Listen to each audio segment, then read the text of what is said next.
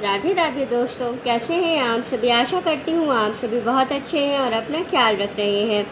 राधा रानी अपनी कृपा आप सब पर बनाए रखें। दोस्तों, आज हम बात करेंगे कि करवा चौथ में करवा कैसा होना चाहिए और हमें अपने सुहाग पिटारे में माँ को, पार्वती जी को क्या अर्पित करना चाहिए।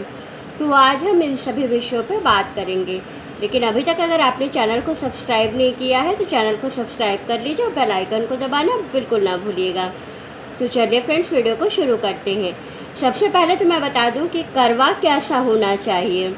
तो देखिए फ्रेंड्स, शादी के समय पे जो कन्यादान के समय जो करवा होता है, ये मेरा शादी का कन्यादान का करवा है।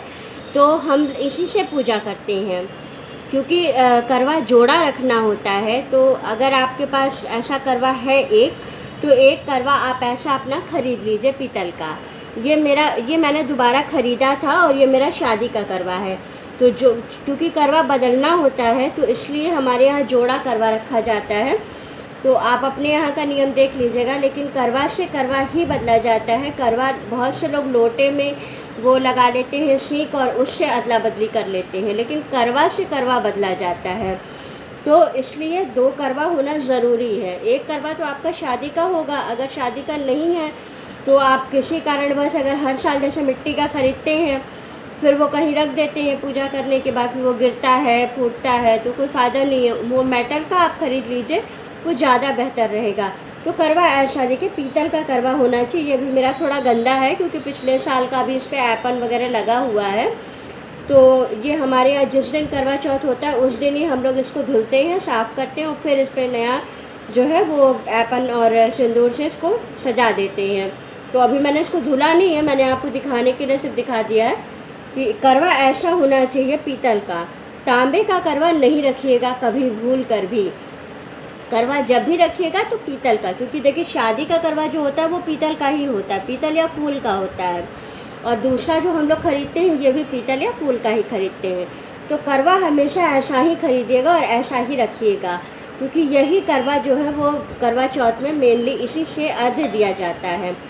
तो करवा ऐसा होना चाहिए आपका। और इसके बाद अब हम बात करेंगे सुहाग पिटारा, जो कि हम माँ को अर्पित करेंगे। तो कैसा होना चाहिए हमारा सुहाग पिटारा और क्या क्या चीज़ें उसमें होनी चाहिए। तो सबसे पहले तो देखिए एक लाल रंग का दुपट्टा, साड़ी या चुनरी।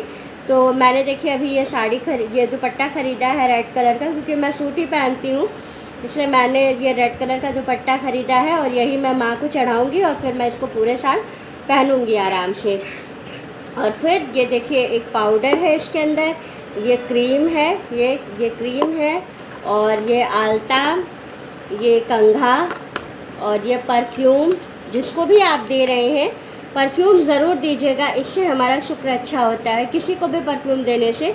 तो वैसे ये तो हम माँ को अर्पित करेंगे और इसके बाद फिर हम जो है अपनी सास को, जिठानी को, जो हमसे बड़े होंगे, या फिर अगर कोई नहीं है तो पंडित जी को देंगे। तो इसलिए परफ्यूम ज़रूर दीजिएगा, क्योंकि इससे शुक्र अच्छा होता है और आपकी लाइफ में बहुत सी चीज़ें पॉजिटिव होने लगती हैं। और फिर ये लिपस्टिक है, एक ये मेहंदी का कोन है, ये नेल पॉलिश है और ये चूड़ियाँ हैं, रेड कलर की चूड़ियाँ, रेड ही चढ़ाइएगा। तो ये रेड कलर की चूड़ी है और ये बिंदी है और ये सिंदूर।